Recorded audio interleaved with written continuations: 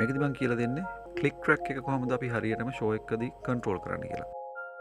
ඔයගොල්ලෝ දන්නවා අපි පාවිච්චි කරන ඕනම software එක මේ විදිහට ඒකෙම ප්‍රධාන මෙට්‍රොනෝම් එකක් තියෙනවා.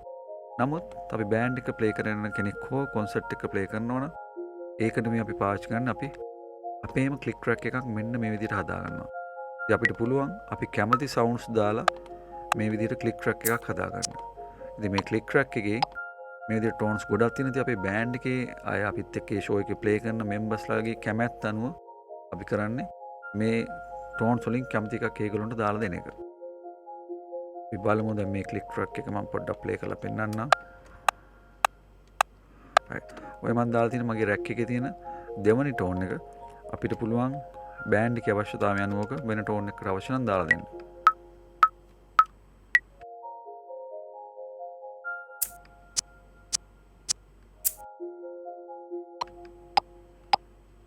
මෙන්න මේක අපේම ක්ලික් ට්‍රැක් එකක් හදාගන්න එකේ වැඩිපුර වාසියක්. මොකද ඒ ෂෝ එකේදී අපිට ඉක්මනට ඒ වගේ ටෝන්ස් වලට මාරු වෙන්න පුළුවන් ඕන නම් සින්දුවෙන් සින්දුවට හරි වෙන වෙන ටෝන්ස් වලට අපිට යන්න පුළුවන්. ඊළඟ වාසිය තමයි මෙන්න මේ විදිහට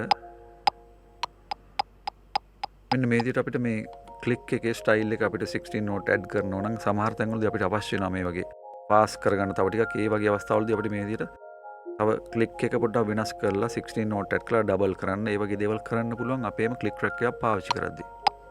අපි අහලා බලමු.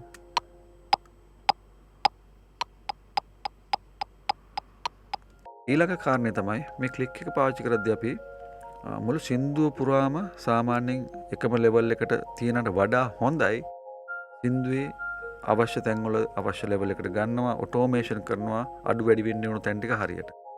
අපි තුමු සින්දුවක උදාහරණයක් විදියට සින්දුවක මැද ඩ්‍රම්ස් නැති තැනක් තියෙනවා. ඉතින් අපිට පුළුවන් ඒ තැනදී ක්ලික් ට්‍රැක් එක පොඩ්ඩක් වොලියම් එක අඩු කරලා තියන්න. මම පෙන්නන ඔටෝමේෂන් එක අපි කරන්නේ ක්ලික් ට්‍රැක් එකේ මෙන්න මේ විදියට යුටිලිටි ප්ලගින් එකක් දාලා ඒකේ ගේන් එකකින් මෙන්න මේ විදියට සින්දුවේ විවිධ තැන්වල මෙට්‍රොනෝම් එක ඒ ඩයිනමික්ස් වලට අනුව කන්ට්‍රෝල් කරන එක. මම පොඩ්ඩක් ප්ලේ කරලා පෙන්නන්නම්. ඉතින් බලන්න පුළුවන් දැන් වොලියම් එක අඩු වෙනවා. ඊළඟට ක්ලික් ට්‍රැක් එකක් අපි පාවිච්චි කරද්දී දැනගන්න ඕන දෙයක් තමයි මේක අපි අපේ ප්ලේයර්ස්ලට සහ ආටිස්ට්ලට හරිම කම්ෆර්ටබල් දෙන්න ඕනේ.